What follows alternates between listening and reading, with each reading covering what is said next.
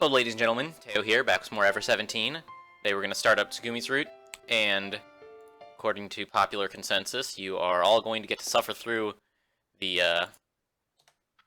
painfully slow text skipping with me.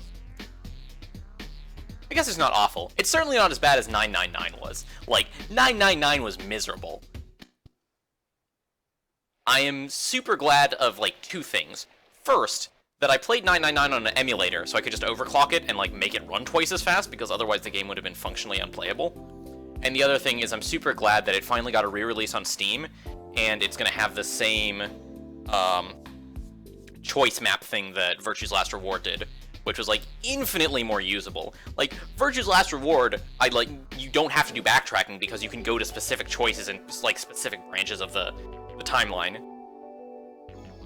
Whereas 999, you basically had to start over from scratch every time you wanted to do a new playthrough, and you needed to make, like, a super specific set of choices to get to the good end. And, like, I won't go into any more details because I obviously don't want to spoil 999 or the rest of the Zero Escape series for those of you who have not, do I care about this choice? I do not care about this choice. For those of you who have not played it yet, I highly recommend it, and it is now available on Steam in a version that is not miserable to play. But yeah, I can compare this to 999, and at least this isn't as bad as 999 was. So I have that little piece of solace, but, like, really I wish there was a way to just skip immediately to the next choice. That would be nice. So as far as, I don't know, idle musings that I can fill the time with go. Let's think. What do I have as far as idle musings go? Well, we're doing the Tsugumi route, which I'm pretty excited about because it's been hinted pretty heavily that Tsugumi has something or another weird going on with her. Like either she knows something that she isn't supposed to, or not supposed to, like not from a like. I'm not putting this cleanly. She knows something that she like. You wouldn't expect her to know. Let's phrase it that way. Or like, she has the ability to see the future, or she has the ability to get in this lemur costume. It's like Tsugumi in the lemur costume, right? Or Tanuki costume. Are any of the choices relevant that I make? First relevant choice I make is Kid arguing with Tsugumi, it looks like. What was I saying? Oh yeah, Tsugumi. Like she spent basically the entire story up to this point giving off this, like, subtle vibe that she knows more than she has any real good reason to, right? And so I'm very excited to sort of find out what's going on with her. Because the first route we did, a use route, like, we didn't have any of the backstory. Like, we hadn't done any other routes, so the, like, use backstory hadn't really been given any time to develop in other routes. And also, like, her backstory isn't that sort of mysterious. Like, the interesting part of her backstory is, like, the solutions, which I guess is sort of true of everyone's, but, like, we're not actually curious about anything about you herself, right? We're curious about what happened to her dad, but that plays more into, who exactly are you? Snark. Oh, it's Takeshi, it wasn't the kid. But we're more excited about, sort of, how her dad plays into the overarching story rather than Wii U than anything like personal about him, right? We don't care about him as a character, we care about him as a plot device. And then not the exact same in Sora's route, but like Sora's sort of main sort of twist got spoiled in Yu's route, right? Like the fact that she's a hologram, that was like the first big twist in her route. And then after that, like, which is the one for Takeshi? I gotta find my friends? Yeah, gotta find my friends. After that, like, the rest of her route, like, there wasn't really anything about Sora that was exciting that we found out. Like, we found out, like, bits and pieces, but nothing, like, super meaningful. Like, most of the sort of interesting revelations from Sora's arc came from the stuff we found out about IBF. I almost said IBM. We did not find out anything about IBM. But all the stuff we found out about the fourth floor, and about Tief Blau, and about Coco's dad. Like, there were a number of, like, questions that were answered, and, man, that is an exciting high-pitched noise. I don't know how loud it is for you guys. I think it's, considerably quieter than it is for me, but that was pretty loud. I was having difficulty hearing myself talk. What was I saying? Oh yeah, and like, and in the scenes in IBF and Sora's route, like, we got some questions answered, and we got some new questions raised, and that was all well and good. But it wasn't, like, Sora's character arc, I would argue, is, for this, it is not important right now. Ah, new dialogue for the first time. No, relax. Yeah, let's all relax. So wait, what just happened? Da-dum-da-dum. We got trapped. And, Tsugumi's a little bit put out. No, relax. Yeah, let's all relax. I'm glad to be safe, but more important than that right away is, who are you guys? Chicken Black ran like something bionic. When the glass broke, that attendant was right next to it, but she took off at warp speed. What's up with that? And don't tell me that this is part of the theme park atmosphere. Man, that would be messed up. Neither of them tried to answer. The fish on the floor were still jumping around. I'm really, really sorry. The park employee was bowing so low that her head approached the floor. For some reason, her clothes were completely dry. It doesn't do us any good just standing around here. Can you show us the way? Certainly. There's a relatively safe place nearby. I'll take you there. Relatively safe? That was about the same as saying that everywhere else was dangerous. We turned around and started heading back down the corridor we'd been watched down. This is old? Yeah, this is old. Where was I at? Oh yeah, so Sora's, like, personal story arc was, I would argue, not the most interesting part of her route. Like, her character arc was fine, but it wasn't anything special, in my opinion. Like, I was relatively underwhelmed by it. But that's fine because the sort of overarching mystery filled in the gaps in interest. Oh man. I just realized that, like, I'm gonna be skipping through, like, a lot of this route, because it overlaps pretty heavily until we, like, get to IBF, it looks like, based on the choices I have available to make over the course of the route. So this is gonna be exciting. What was I saying? I'm gonna like, lose my train of thought a lot. I'm gonna get, like, distracted by the mechanics of the game while, like, I have choices to make. Da-dum-da-dum. Thanks for helping back there, or what are you mad about? This is not a relevant choice. So we'll go with the choice I've already made, because then I don't have to read anything. What was I saying? Oh, right. I was just explaining... This is Assistant Chief, but it doesn't matter. I was just saying how I'm going to be saying what was I saying a lot, because I'm going to keep getting distracted by the game while I'm trying to formulate coherent thoughts. Like, forming coherent thoughts is not necessarily my strong suit to begin with, but, like, even more than that, multitasking is, like, absolutely not my strong suit. Like, at a job interview, right, like, one of the standard questions is, like, what would you say is your greatest weakness, or whatever, and, like, the sort of level 1 strategy is you give some bullshit answer, right? Where you're like, oh, my greatest weakness is sometimes I work too hard, or something along those lines. Where it's like, it's a strength you're disguising as a weakness. But what I've heard is that that is sort of frowned upon by interviewers. And that, like, the sort of general vibe they get from that now is, like, yes, everyone... We all know how clever you are. Or, like, you've shown how clever you are, congratulations. But you didn't actually answer the bloody question. Right? So sort of the new... Anyways, what I'm getting at is my answer to that question just straight up would be I'm bad at multitasking. And I would try and spin it so that, like, it would sound good, right? Or, like, it wouldn't sound that bad. Because if I just say straight up I'm bad at multitasking, like, maybe the job requires multitasking, right? So I want to downplay it. Because it's definitely not something I can spin to be a good thing, but regardless of whether it's good or bad, it is definitely a trait that I have. And it's certainly something that I could work on, like, if I was... Does this matter? Doesn't look like it. If, like, getting better at multitasking was a major goal for me, which it isn't, at least not high on my priority list.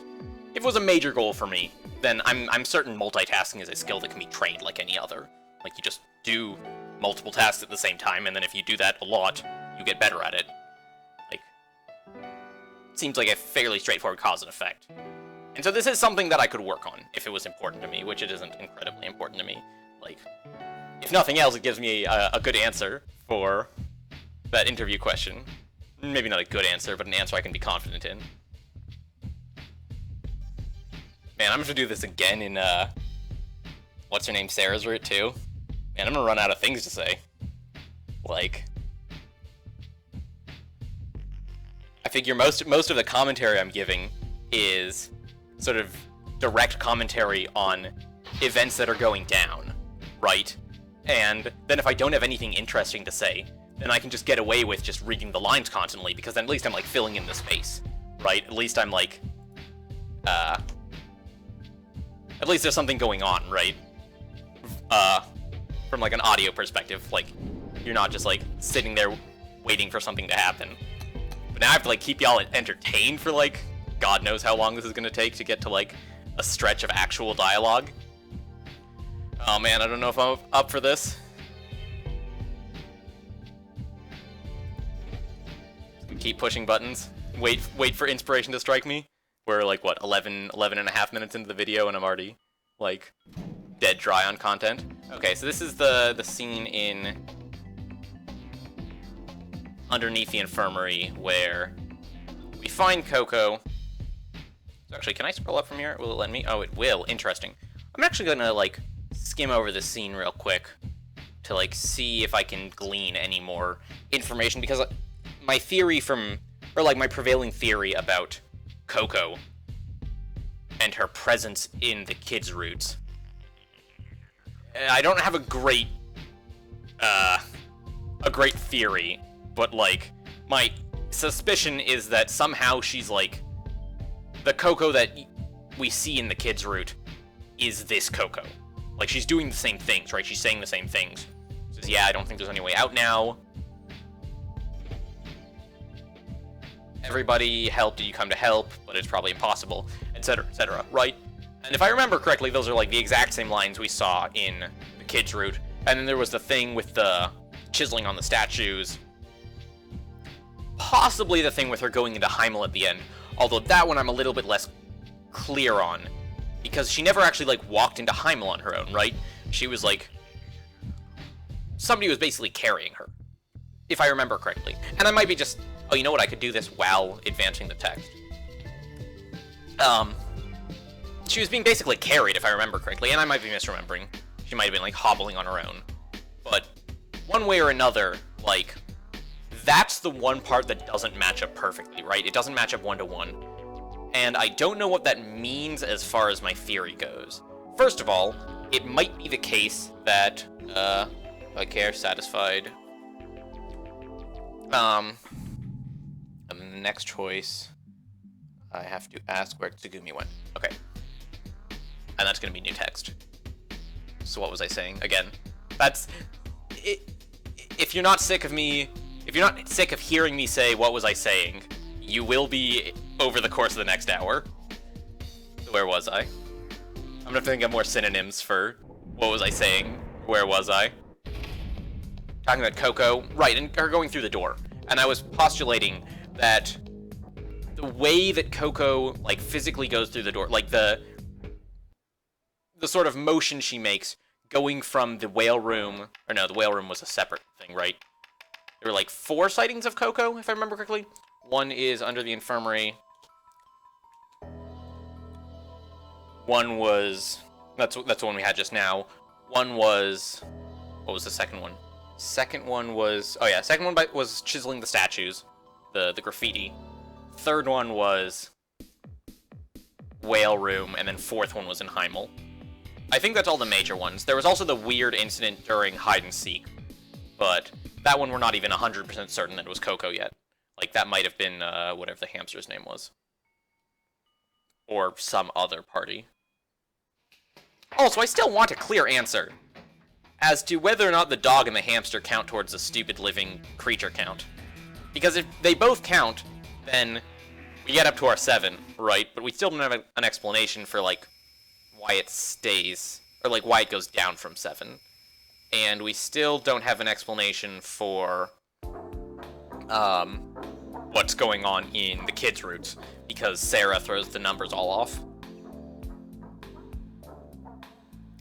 But getting back to my original point, my point from a solid 4 minutes ago now, I was theorizing that the exact method in which Coco enters Heimel might be different in Tsugumi's route, and then the Tsugumi route is the canon version of Takeshi's routes.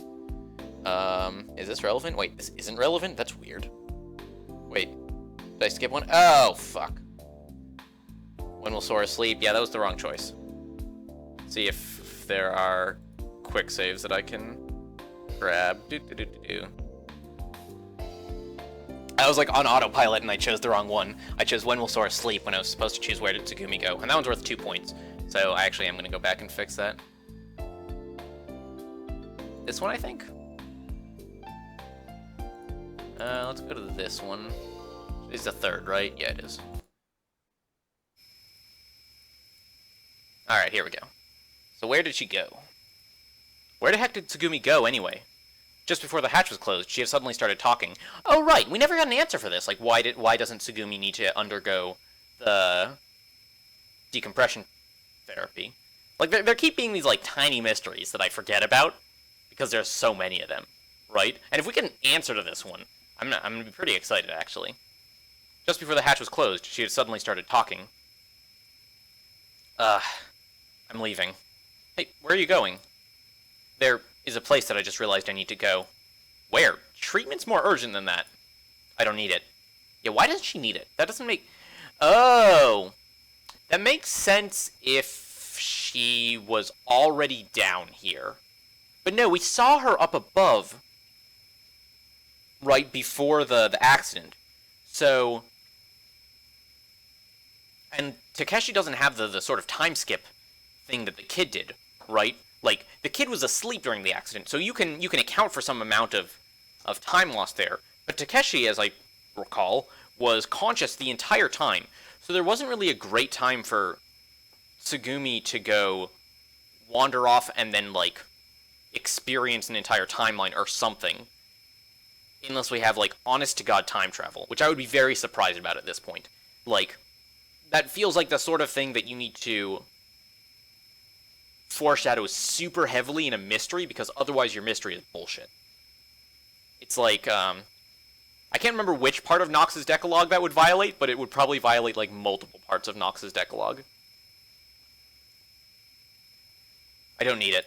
Tsugumi, that's irresponsible and selfish. I get irresponsible, but how selfish? It's not like decompression sickness is going to affect anyone else. Sure, she might be wreathing on the ground, unable to breathe, but... Other than, trauma, that's not going to affect the rest of the party. I can't stay cooped up in this cramped place. Well, I won't go off escaping alone, so just take it easy. That's not the point.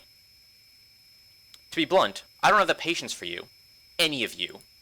Tsugumi ignored you and me and went off somewhere. Sora had reported to us that she was somewhere on the floor and safe, but it still bothered me a bit. But it was Tsugumi, after all. I was sure she'd probably be back in a little while, saying something else. That was what I thought, but nearly 2 hours had passed. I'll wait just a little bit longer. Even as I thought that, my eyelids got heavier and heavier. But still, even so, today really was an eventful day. Yeah, that's putting it lightly. And then I fell away into slumber. And this is probably where I can start skipping again. Yep. Alright. Sorry about that. I will pay more attention in the future. In my defense, the walkthrough and the actual choice had slightly different wording. The wording that the walkthrough gave me was where did Tsugumi go? And the game itself was giving me where did she go? So, it's not my fault. I can blame someone else. Alright, so what was I talking about? I actually forgot this time. I got distracted by, the plot progressing. I guess the plot didn't actually progress, though, right? I don't think we, gleaned anything super important from that exchange. Which makes sense, given that that was an exchange that, took place before the route sort of split.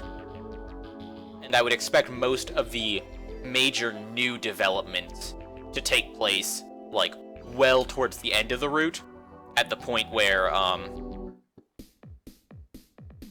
Like, it locks you into one of the 2 pathways. Or I guess one of the 3 pathways if you're counting the bad end. Also, I feel like I should, like, bind F3 to one of my mouse buttons or something. So here we're looking for Tsugumi, I assume? Yes. Alright, new content. Excellent. First, I decided to go look for Tsugumi. I would go see Sora after that. I took their sandwiches in hand and left the room. Hey, Tsugumi! I called out as I walked across corridors at random. Chow time! I knew she wasn't the type to answer to that. Finally, at the end of the corridor, I spied Tsugumi. Oh, there she is. What are you doing here? Heimel was written on the door. Tsugumi wasn't really doing anything. She just stood in front of the door. Nothing. It's none of your business. None of my business, huh? Sure, whatever. What are you doing here? This. I held out one of the chicken sandwiches to Tsugumi. What's this? Breakfast. You're not gonna eat? Tsugumi tilted her head a little and stared at the sandwich. If you don't want it, I'll give it to you. I didn't say I don't want it. Tsugumi indifferently took the sandwich from me. Good. I went to a lot of pain to make that. If you'd said you didn't want it, I don't know what I'd... Tsugumi began to walk away without listening as I was talking. Hey, hold on a second. I suddenly grabbed Tsugumi's shoulder. You should at least say thanks. Tsugumi didn't try to turn around. She shook my hand off her shoulder effortlessly. She let go an annoyed sigh. Don't touch me. Tsugumi said it in a low voice without turning around. My shrugged off hand floated in the air with nowhere to go. Don't touch me. Tsugumi repeated the same words again and silently started walking away. Down the water-covered floor of the corridor. Rings rippled out slowly from where Tsugumi stepped as she walked away. Just then, the lights in the corridor began to flicker uneasily. I instinctively glanced up at the ceiling. A dull growl-like sound shook the floor. What? What's happening? It couldn't be... Tiny waves formed in the water pooled on the floor. The walls and ceiling trembled slightly. Metal screeched on metal. I could see Tsugumi's back down the corridor. Lights clicked and flickered. Tsugumi turned and looked back at me, as if she wanted to say something to me. Darkness blanketed us. The vibrations and sound died away. Only an eerie silence enveloped us. Only the emergency lights showed weakly. Is this a blackout? Tsugumi! I kicked up water as I ran. I ran to where Tsugumi was, shouting. Tsugumi, it's a blackout! A blackout! Congratulations, Takeshi. Your powers of observation are legendary as always. Whatever would we do without you? I know. What should we do?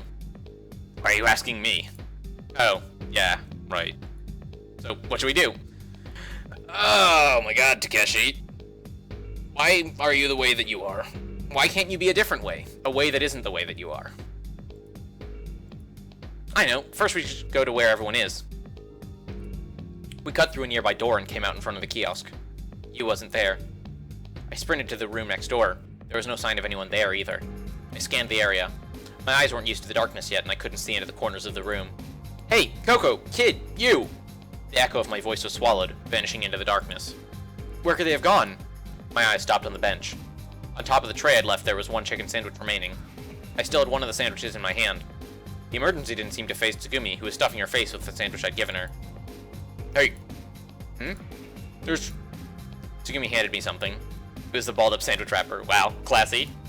Needs to be thrown away. Saying that, Tsugumi left the room. Jeez. I can't believe that girl. I took the crumpled-up wrapper and put it back on the tray and soon followed after Tsugumi. In front of the control room. In the far darkness, I could just make out 3 familiar outlines. Hey, Takeshi! Tsugumi! Splashing through the water, the 3 of them walked over. Hey, have you seen Sora? I looked at Tsugumi. She shook her head. Wasn't she in the control room? It's empty now. You sure? Let's check. I pushed the panel next to the door, but the button remained lifeless. Hey, how do you open this? Does the electricity have to be on?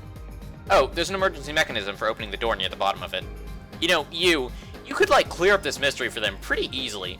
Like, Sora doesn't show up during blackouts, and you know why. I think I complained about this last time, too, where, like, you is just, like, pointlessly withholding information. This is gonna bug me until the end of the game, because I assume it's not something they're gonna go into any detail about. They're just gonna, like, assume that I take it for granted, and it's gonna bother me to no end. Pulling on the lever, I pushed the door over to the side. Oh, that's weird. There's, like, a couple lines that were old, but then there's one line that's new. Alright, well, I'll just read it all. The door opened just wide enough for a person to squeeze through. I peeked inside the room. It was pitch black. I couldn't see a thing. You want a flashlight? No, thanks. Taking a flashlight, I turned it on and stepped into the room. A white circle of light appeared on the wall. I swung the light left and right and shined it into the corners of the room. The electricity was completely down. Like an abandoned castle, there was no sign of warmth left. There was clearly nobody there. Well, what should we do? I joined everyone and said this calmly. It had been one crisis after another since the day before. I guess we were already used to the situation because nobody had lost it. Can't believe Sora would take off without saying anything first. Wait, but you know she's a hologram. You should know she's a hologram. Does she not? Like, I guess that would support my theory that the two U's are different people. Like, if this U doesn't know that Sora's a hologram, then that would actually be an interesting development. This is a problem I had during Fata Morgana 2, where sometimes there would be something that annoyed me, and I just complained about it instead of, like, considering it in the scope of the overarching mystery. And while it could very easily be the case here, that the writers just, I don't know, got sloppy and forgot that you... either forgot that you knows that Sora's a hologram, or, like, are having her now actively cover up for Sora without giving me a proper motivation for her doing so.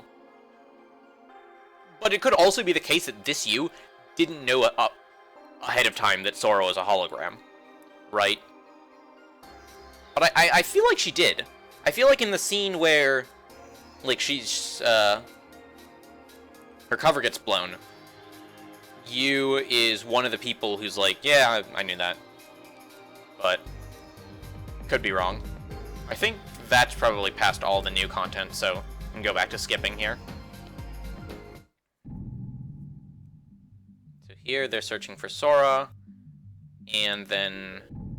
what happened in this route? Was it, Tsugumi decides to go down to fix the lights, and then she, like, drags Takeshi into helping her? I think that's what happens. That sounds plausible.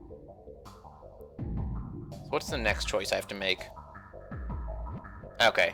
The next choice is going to be whether I help her or if I go look for Sora, I think. But wait, didn't I get roped into helping her anyways last time? Huh. Well, I'm gonna make the route appropriate choice, but I guess it, like, ends up not actually mattering. No, alright. I'll go with you. I stared back in Tsugumi's eyes. I didn't think about going against her. Tsugumi nodded. Hey, what about Coco? I've got another job I want Coco to do.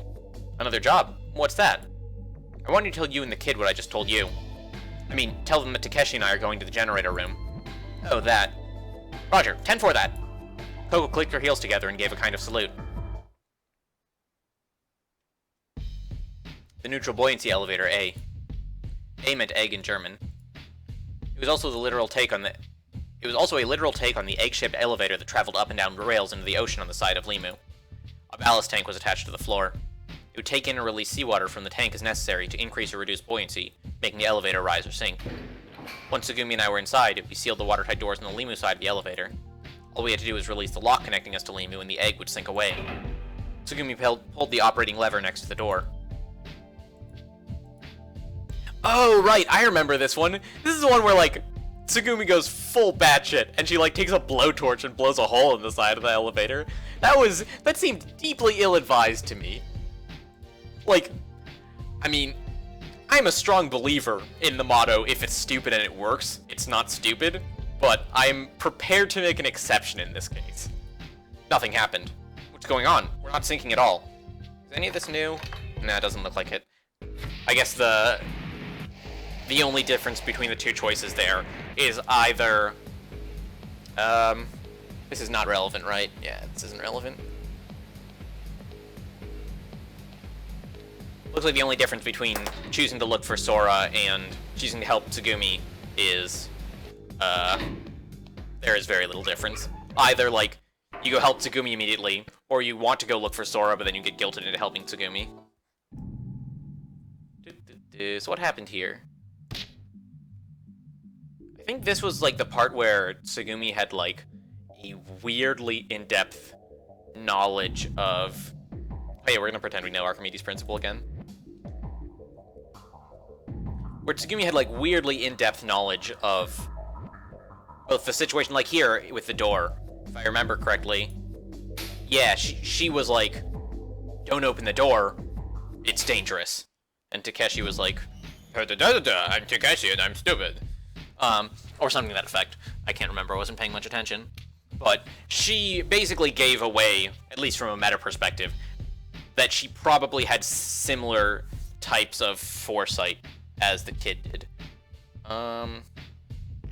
Okay, so I don't have a meaningful choice for quite some time. Like, the next plot-relevant choice only matters for Sora's route. And there's probably multiple choices between here and then, and also between then and the relevant choice after that.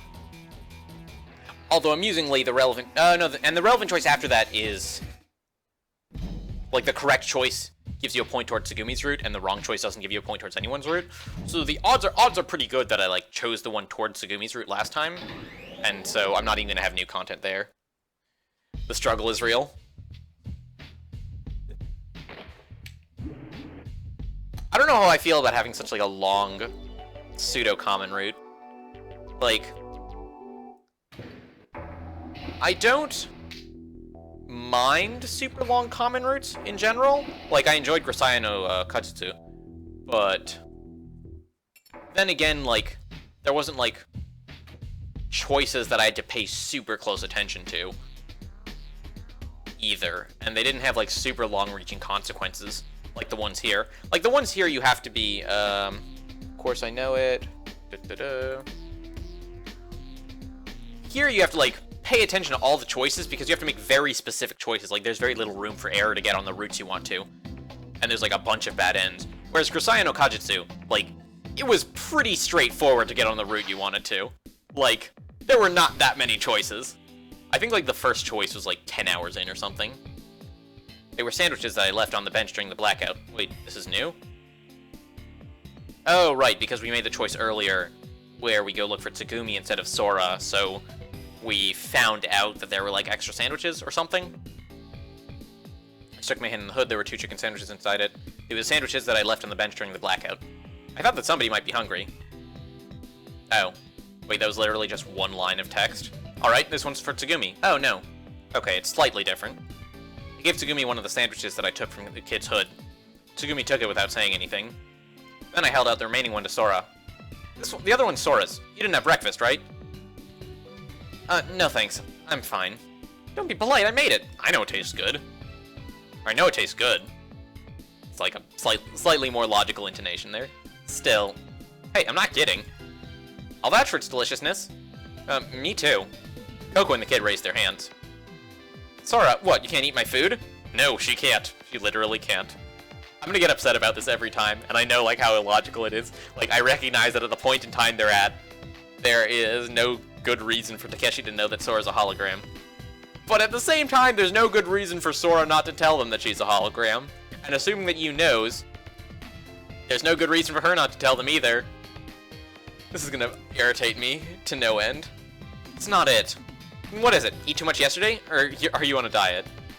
No, but No, you have to eat it or you'll get weak. Here, take it. I tossed the cola and chicken sandwich towards Sora. Okay. But I'm actually gonna, like, double check something to see if Yu is surprised. So if, like, there's any dialogue from Yu. Okay, here we go. So Yu starts laughing.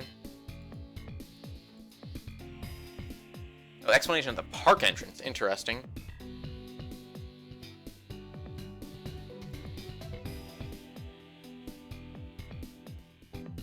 So I guess you did know.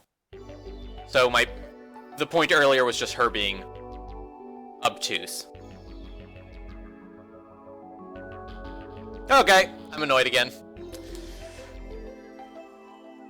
And I recognize it's, like, not a super meaningful thing to get annoyed at, but, like, there's no good reason. And then there's, like, it's like the characters are acting irrationally just to set up a plot twist. And, like, I don't know how much I appreciate that.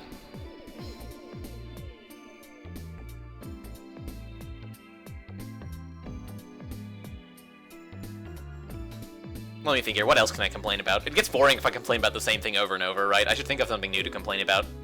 I can complain about how far away the F3 key is from where my hand is right now. Because, like, I'm leaning back in my chair, right? And the F3 key is, like, all the way over there. And I've accepted emotionally that I'm gonna have to move my my right hand. I don't know. I'm directionally challenged. Right hand. I'm gonna have to move my right hand at some point to, like, click forward through the text. But to reach the F3 key, like, I want to have my right hand on the mouse, right? So to reach the F3 key, now I'm gonna have to move my left hand as well. And, like, that's just so much work, right? I think this is why, I think I mentioned this earlier, that I'm, like, actually just considering rebinding one of my mouse buttons to F3 so that I don't have to, like, reach over and press it every time. And it's not like I have any shortage of mouse buttons. I have a Logitech G502, which is a wonderful mouse. I highly recommend it.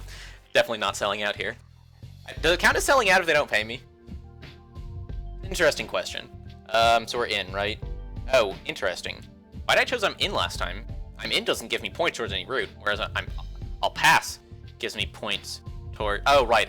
It's for tag. Right, and I chose I'm in because I wanted to glean more insight into the nature of our mystery can kicker, but this time I'll choose I'll pass for the route. Nah, I think I'll pass. I want to rest like Tsugumi said. I think I'll hold off for now. Once you get older like me, tag takes its toll on your body.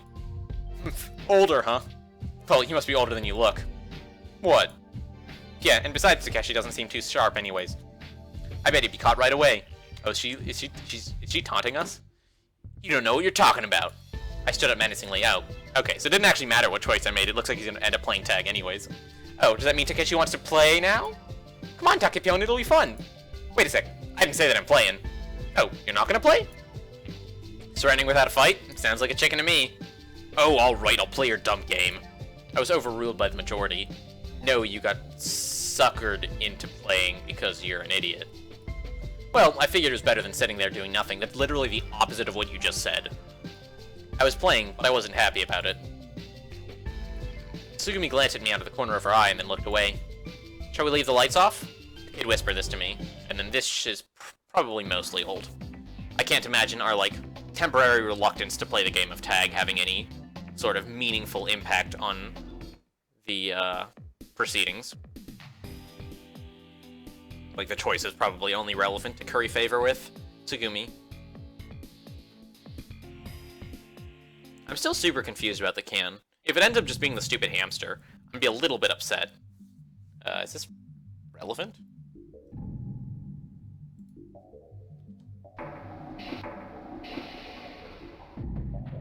And again, I'm cursed by the distance of the F3 key to, like, reach all the way over. You guys don't know how difficult my life is. These are the sacrifices that I'm making to provide high-quality content for you all. So, you best all be grateful. That's all I have to say.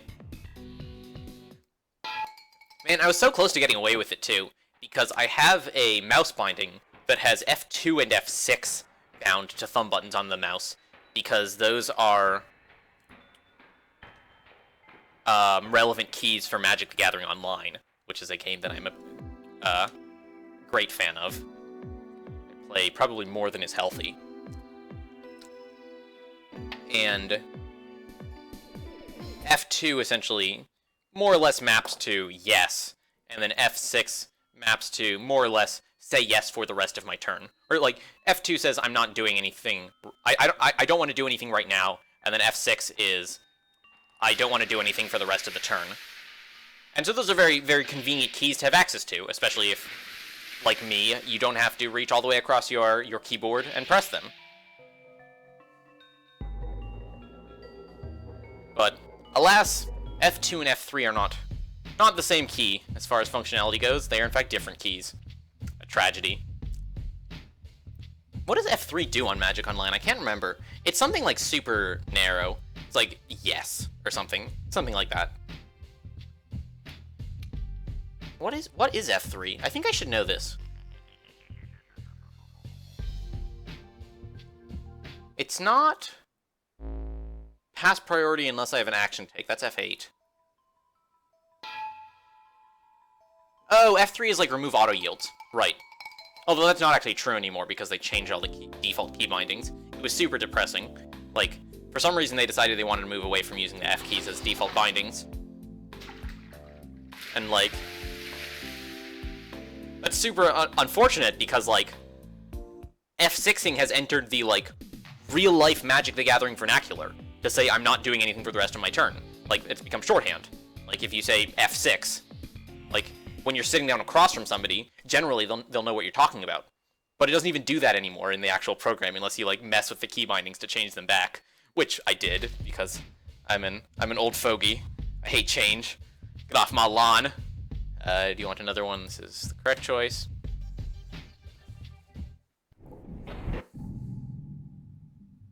They changed it. Change is evil. That's the moral of the story, kids. If you are ever, in charge of a major piece of software and you feel like making changes, first check to make sure that I'm not part of your user base before you push the changes forward. Because changes scare me.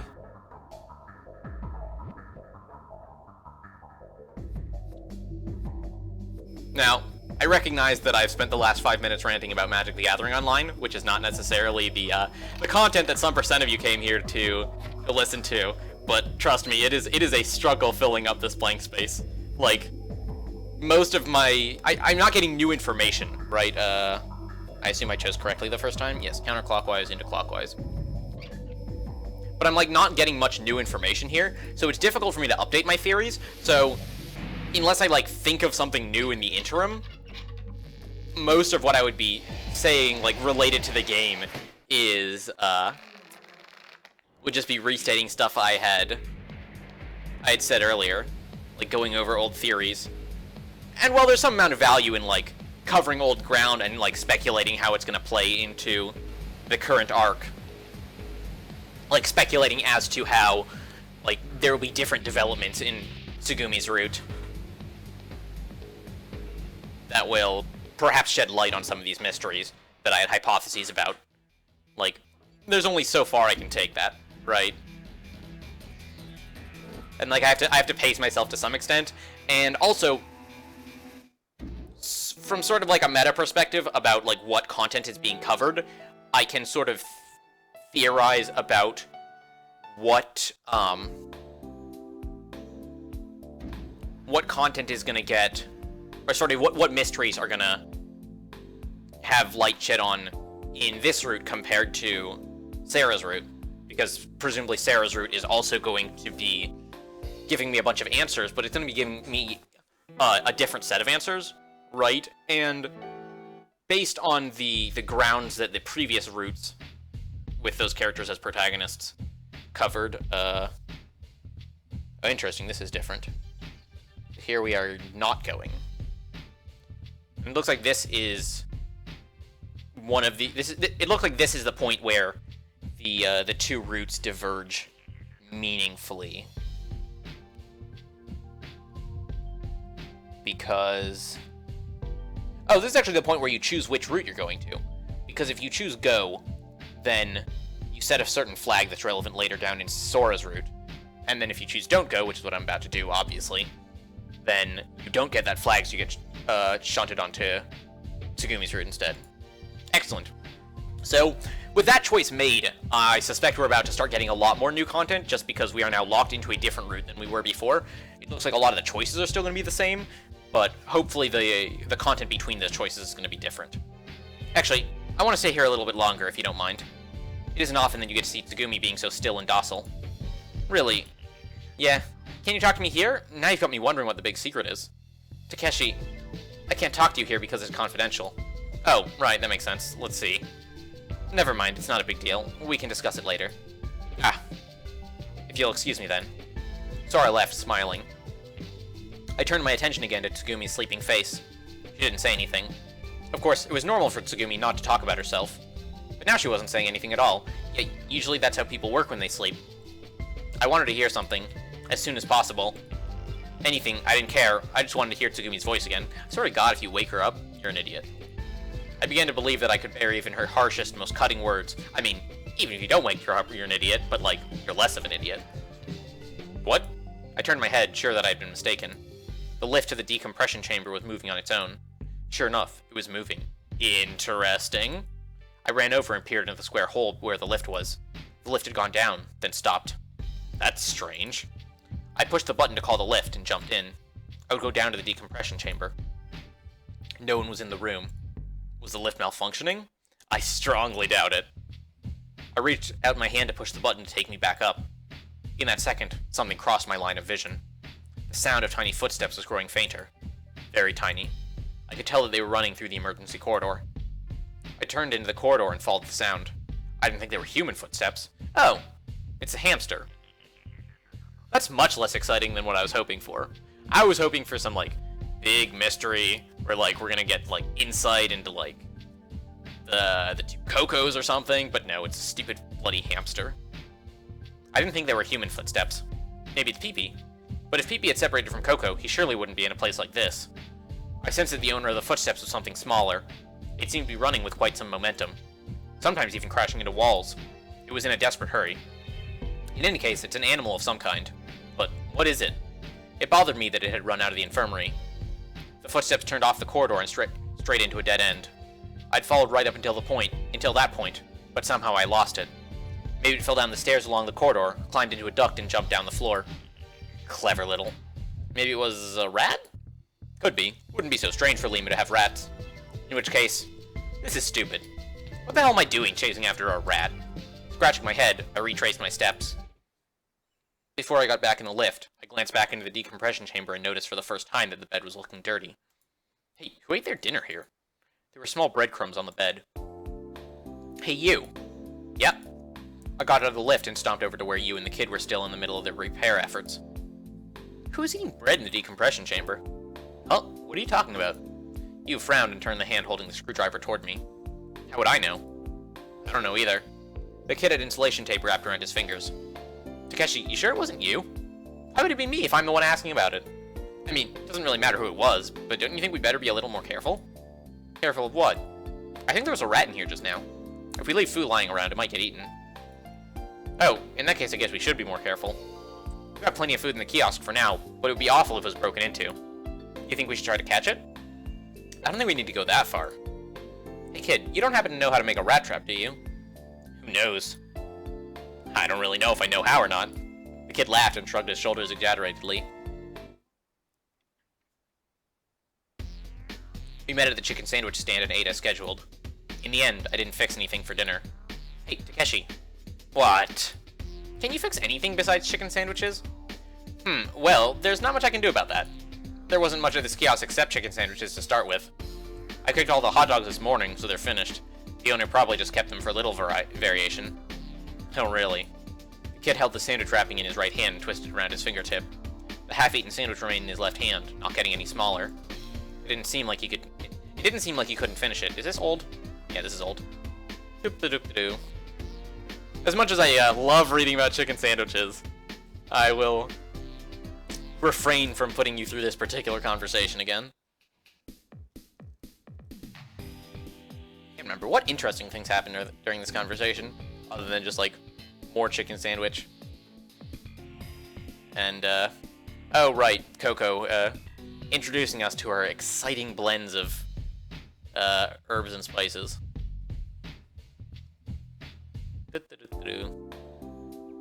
Okay, and then this is the scene where Coco starts doing graffiti, but like, I'm still very interested. Oh, maybe it isn't the scene where she does the graffiti, it's a scene where Sora does the roses.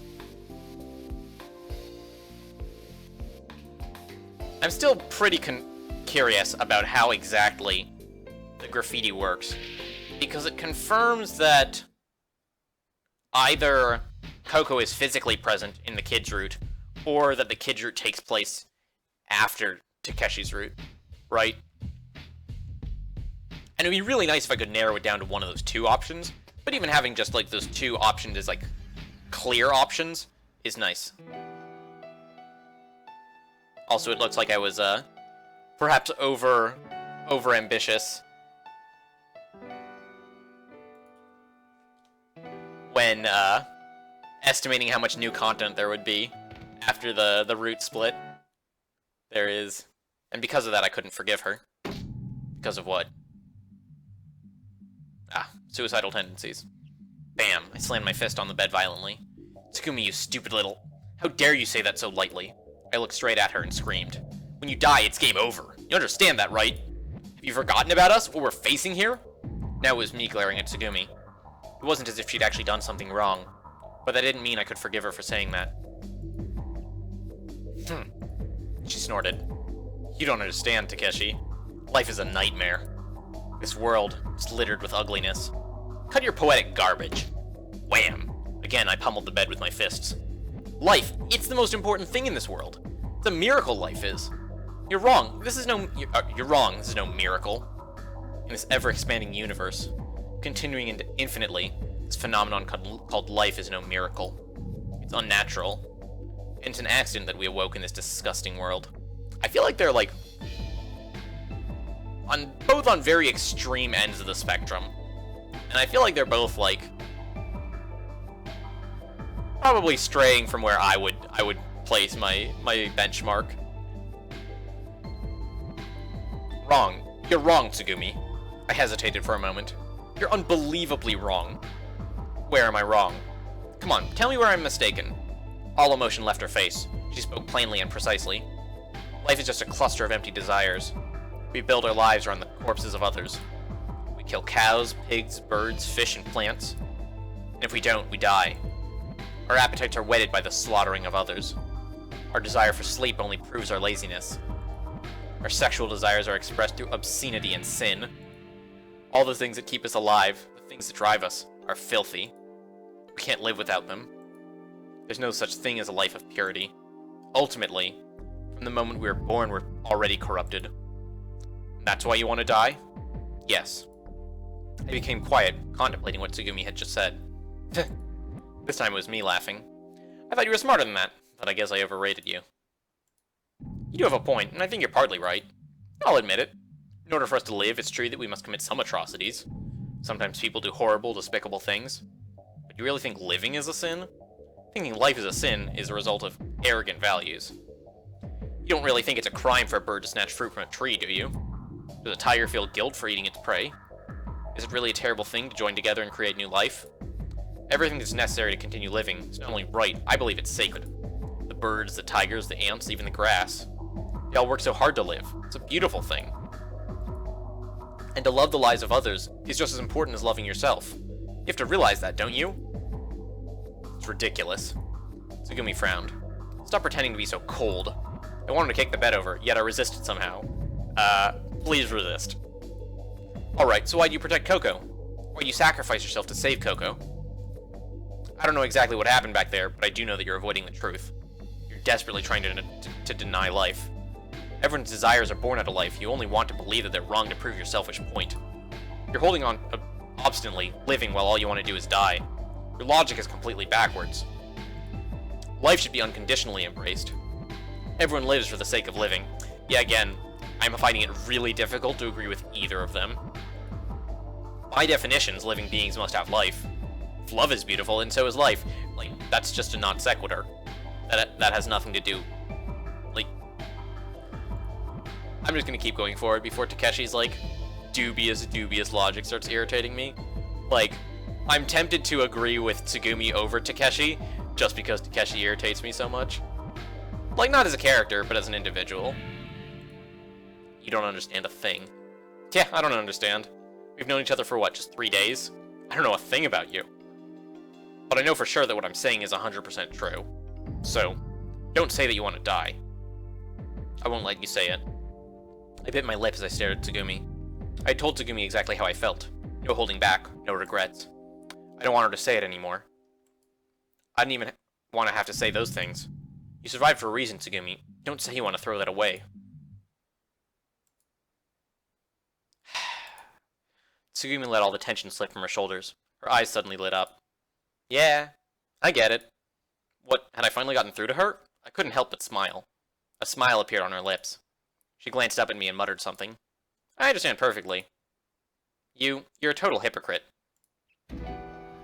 Takeshi, what happened? Where's Tsugumi? Sora was waiting just outside the door with a worried expression on her face.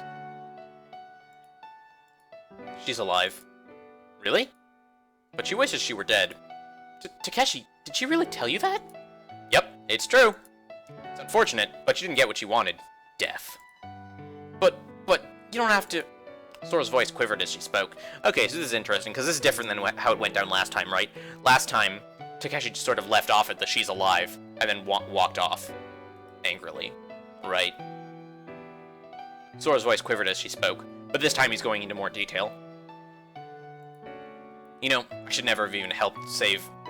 Takeshi! Please stop this! You should not say things like that. It's awful. I'm so disappointed in you. I'm sorry. Now you're upset, Sora. I'm not myself right now. I'm heading back to bed, even though I know I can't sleep. I raised my hand weakly and parted with Sora. Sora stood by the entrance of the medical room, frozen, without movement.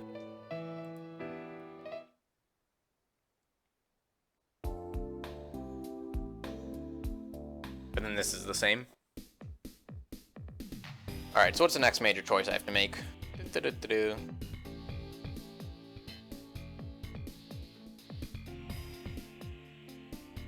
I can't remember what the context of the next choice is, but the one after that is the, what's his name? The great guy. King of Cyprus. So it's going to be interesting to see, how people react to my, newfound dissent on the happiness of the ending of the story of the King of Cyprus. What's his name? I definitely spaced on his name.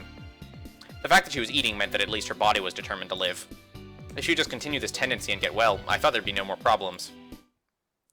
Wait, that was a contradiction. All the things that keep us alive, the things that drive us, are filthy. There's no such thing as a life of purity. The appetites necessary to sustain life are evil. But then, after all, she demolished 3 whole sandwiches without even flinching. Yeah, I'm suspecting, like... I don't suspect split personality disorder anymore. Like, I feel like if they were alluding to that, then there would have been sort of more clear splits. Right? Like, moments where she just, like, completely changes her sort of outlook or personality. And there haven't really been moments like that. So... But that was one of my prevailing theories for a while. I'm not sure what's going on with her now. It might just be, like, depression. Or something to that effect. Another one of the theories that I had for a while that I am actually not off of yet is that she, somehow retains the memories of the sort of previous iterations of the Ever17 plot arc. Assuming that there's some sort of, like, time looping thing going on. And if she's being forced to live in, like, if she's, like, Bill Murray style, doing the whole Groundhog Day thing, then you can definitely see how that would grate on a person's, cheery outlook. Although she wasn't exactly, like, a ray of positive emotion in the prologue, which is presumably before the Infinity Loop started. Although not necessarily. The Infinity Loop might start really at any point before the accident. Could go one of several ways.